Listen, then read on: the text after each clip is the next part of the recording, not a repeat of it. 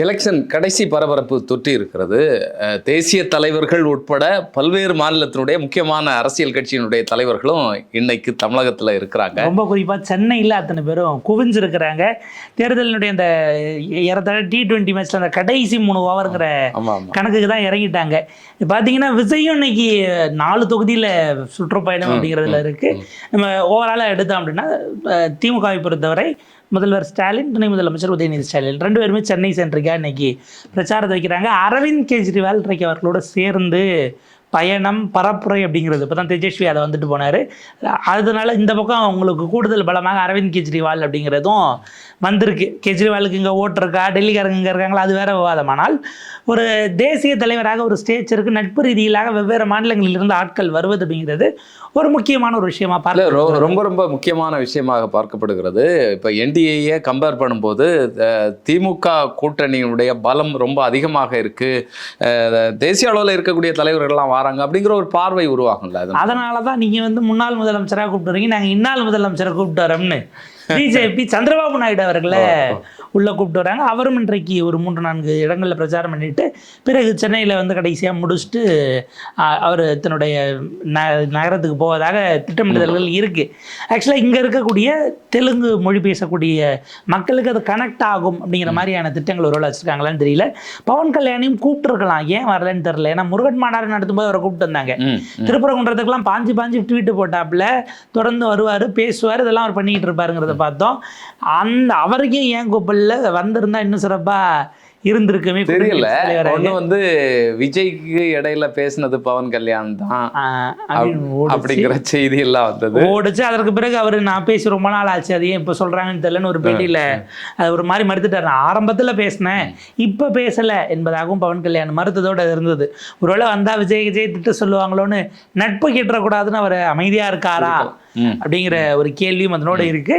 ராகுல் காந்தி இன்றைக்கு 2வது முறையாக பிரச்சாரத்துக்கு வரார். 3 மாவட்டங்கள், கன்னியாகுமரியில் அங்கே லக்ஷ்மிபுரம் பகுதியில் நடக்கிறது, அதே போல் நெல்லையில் நாங்குநேரி, பிறகு தூத்துக்குடியில் ஸ்ரீவைகுண்டம் முடிச்சுட்டு அவர் கிளம்புவதாக இருக்கிறது. இதில் ஏறத்தாழ பார்த்தா அங்கே இருக்கக்கூடிய கூட்டணி கட்சி வேட்பாளர்களையும் அவர் ஏற்றுக்கிறாராங்கிற ஒரு கேள்வி இருக்கு. ஏற்றுறதுக்கான வாய்ப்பு இருக்கிறது, மறுக்க முடியாது. ஏன்னா மற்றவங்க எல்லாம் பரபரப்பா இருப்பாங்க. இந்த பரபரப்புக்கு இடையில முக்கியமான தலைவராக ராகுல் காந்தி இருக்கிறார். அதனால ரொம்ப ஃபோக்கஸ் அங்கே இருக்கும் அப்படிங்கிறதே நம்ம மறுக்கிறதுக்கு இல்லை, அங்கே வர்றதுக்கான வாய்ப்பு தான் இருக்குது. ஏன்னா நீங்கள் அஃப்கோர்ஸ் அவங்களுக்கு சவுத்தை பொறுத்த வரைக்கும் ரொம்ப குறிப்பாக டீப் சவுத்தில் உங்களுக்கு கன்னியாகுமரி அப்படிங்கிறது காங்கிரஸுக்கும் பாஜகவுக்கான இடம், திமுக அதிமுகவிடம் அவங்களுடைய ஸ்ட்ரென்த் அங்கே கவனிக்கத்தக்கது. நேருக்கு நேராக அவங்க தொடர்ந்து பல இடங்களில் மோதுறாங்க. உங்களுக்கு நமக்கு குளச்சல் ஆகட்டும், விலவங்கோடு ஆகட்டும், பத்மநாபபுரம் சிபிஎம் நினைக்கிறேன். மேபி அது கேரளாவோட எஃபெக்ட்னால அவர் அங்கே போகாமல் கூட விட்டுறலாம், அங்கே நமக்கு எதிர்கட்சிங்கிறதுனால. பட் இந்த பக்கம் திமுக உங்களுக்கு நாகர்கோயிலில் சூரியனும் தாமரையும் தான் மோதுது. அப்போ இப்படியான விஷயங்கள் அங்கே இருக்கும்போது அவர் எல்லாரையும் ஏற்றி கேட்குற போறார் அப்படிங்கிறது. கிட்டத்தட்ட உங்களுக்கு பத்மநாபபுரத்துக்கும் இதுக்கும் எத்தனை கிலோமீட்டர் வரும்? ஒரு 20 கிலோமீட்டர் அந்த ரேஞ்சில் தான் வரும் குளச்சல்லேருந்து. இது குளச்சல்லேருந்து ஒரு 3-4 கிலோமீட்டர் தள்ளி தான் லக்ஷ்மிபுரம் இருக்குது. அதனால எல்லாமே சுற்று வட்டாரம் தான். எல்லா கட்சி நபர்களும் இங்கே வர்றதுக்கான வாய்ப்பு இருக்குது. கூட்டணி நபர்களும் வருவாங்க. இதில் என்னன்னா அந்த மேடையில் எந்த அளவுக்கு திமுகவினருக்கான இடம் கொடுக்கப்படுகிறது என்பதை பொறுத்து தான் கடைசி 2 நாள் வேலை இருக்கும். ஏன்னா கடைசி 2 நாள் நீங்கள் வெளியில் பண்ணுற வேலையோடவும் உள்ளுக்குள்ளே பண்ணுற வேலை அப்படிங்கிற விஷயங்கள் எல்லாம் வேற இருக்கு. அதெல்லாம் திமுகவும் கூட சேர்ந்து செய்யணும். காங்கிரஸ்காரர்கள் அஃப்கோர்ஸ் அந்த 3 மாவட்டங்களில் தூத்துக்குடி, நெல்லை, கன்னியாகுமரியில் அவங்களுக்கான ஒரு உத்வேகம் அப்படிங்கிறத ஏதோ வகையில் கிடைச்சா சார் தான் அது கூட்டணிக்கான ஒரு பலமாக ஏதோ ஒரு வகையில் பார்க்கப்படும். ஒரே மேடையில் ஏறவில்லைங்கிறது எதிர்கட்சிகளால் இன்றைக்கும் நாளைக்கும் கண்டிப்பாக பேசப்படும். சீமானவர்கள் அதை மிக கடுமையாக 2 நாளைக்கு முன்னாடியே பேசினார். வருவாராம், ஆனால் ஒரே மேடையில் ஒன்றா நிற்க மாட்டாங்களாம், இது ஒரு கூட்டணியா, நீ காங்கிரஸுக்கு போடுற ஓட்டு மட்டும் நீ போடு அப்படின்னுட்டு சீமானவர்கள் அவருடைய அந்த காங்கிரஸ் மீதான ஒரு விமர்சன பார்வை ஈழத்துக்கு பிறகு இருந்தது. அதனுடைய ஒரு வெளிப்படம் நீங்கள் இதை பார்த்துக்கலாம். ஸோ அப்படியான விஷயங்கள் ஓடிக்கிட்டு இருக்கு. சீமானவர்களும் ஒருவேளை இன்னைக்கு சென்னையில் இருந்திருந்தா 4 எல்லா தலைவர்களும் இங்கே வந்துட்டாங்கிற மாதிரி ஆயிருக்கும். ஏன்னா சந்திரபாபு நாயுடு வரும்பொழுது மேபி இங்கே அது பிஜேபியினுடைய கூட்டமாக இருக்க போதா ஏடிஎம்கே உன்னுடைய கூட்டமாங்கிற ஒரு இடமும் இருக்குது. ஏன்னா ஒரு இன்னொரு இதனுடைய முதலமைச்சர் வரும்போது ஒரு பொதுக்கூட்டம் ஃபார்மேட்லேயே அல்லது மேடை போட்டு நடந்தால் அது கொஞ்சம் பெட்டராக இருக்கும்.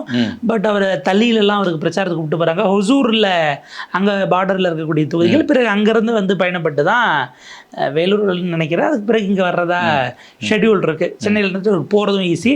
மேபி அவர் ஸ்பெஷல் ஃப்ளைட்டில் வராரா இல்லை என்ன இதுங்கிறது பின்னாடி தெரிஞ்சிடும். பை ரோடே அவங்க பிடிச்சாலும் ஒரு இந்த தொகுதிகளுக்கு வரார்ல, இங்கே வந்து தெலுங்கு பேசக்கூடிய மக்களை வந்து மனசில் வச்சு தான் இந்த இடங்களை வந்து அவங்க அந்த இடத்துல ஓரளவுக்கு அது பார்டரை ஓட்டின மாதிரியே ஏறத்தாழ இருக்கக்கூடிய இடங்களாக கொஞ்சம் கவனமாகவும் அதை செஞ்சுருக்கிறாங்க அப்படிங்கிறது.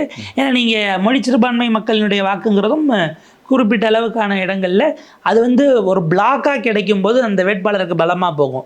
ஒட்டுமொத்தமாக இறங்கி சிந்தாம சதராம ஒரு வாக்குகளை வாங்குவது அப்படிங்கிறது. இப்போ சிந்தாம சதராம கூட இல்லாதுங்கிறதுக்காக தானே விஜய் சர்ச்சுக்கு போனதை நம்ம பார்க்க முடிகிறது. பிறகு மசூதிக்கு போனது, இதெல்லாம் இந்த மாதிரி ஒவ்வொரு கட்சியும் ஒரு கேல்குலேஷன்ஸை வச்சுருக்கோம்.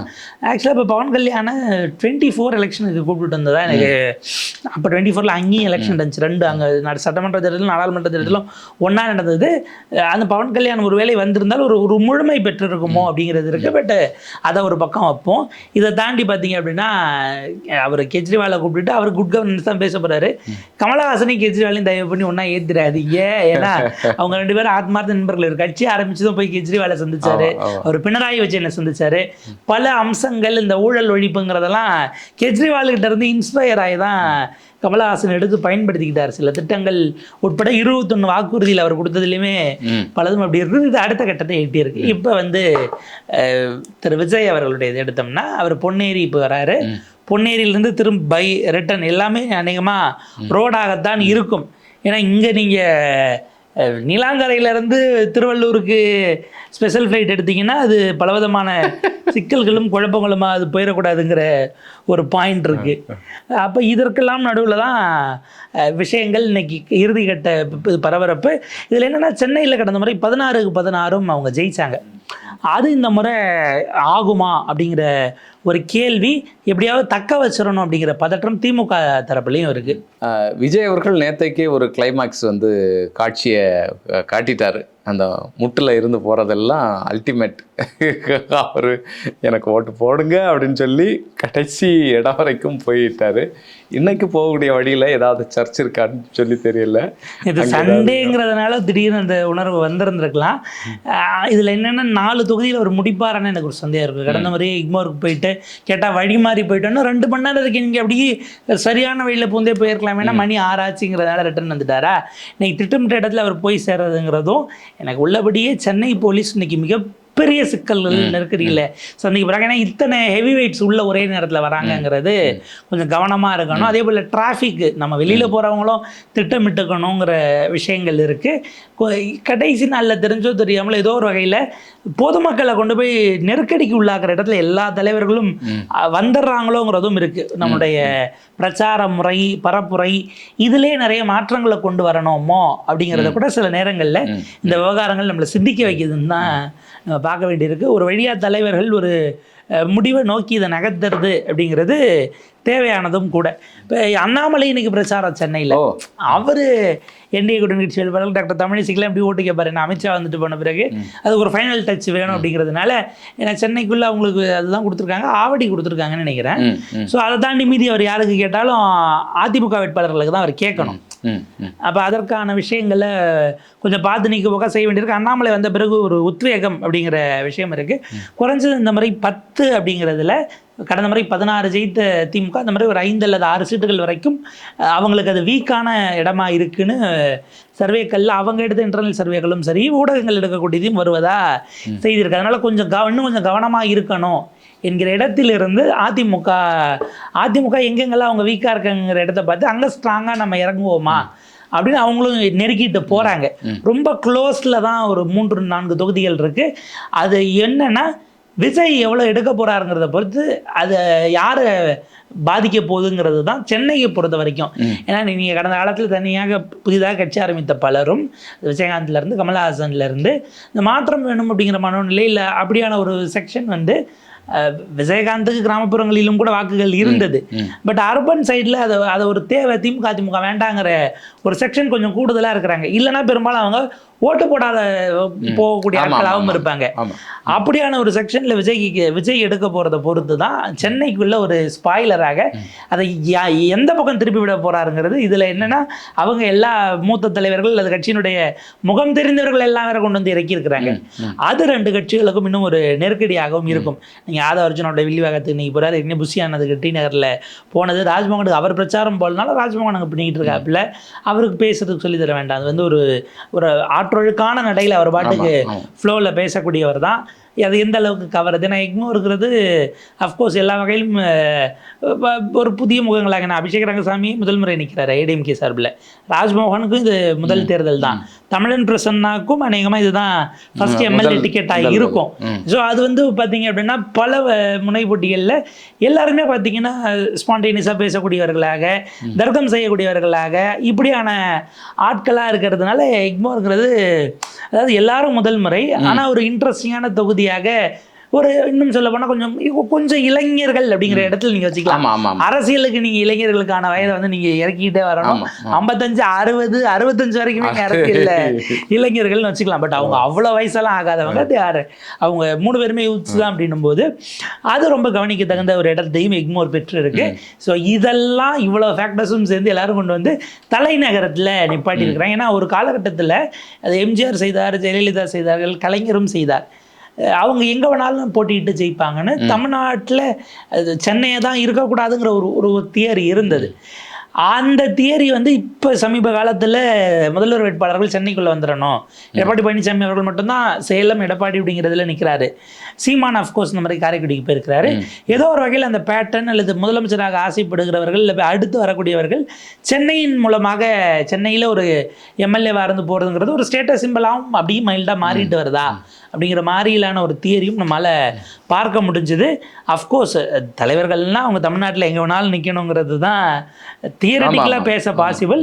பட் அவங்களுக்கு சாதகமான பல அம்சங்களை பார்த்துன்னு தான் தலைவர்கள் நிற்பாங்க.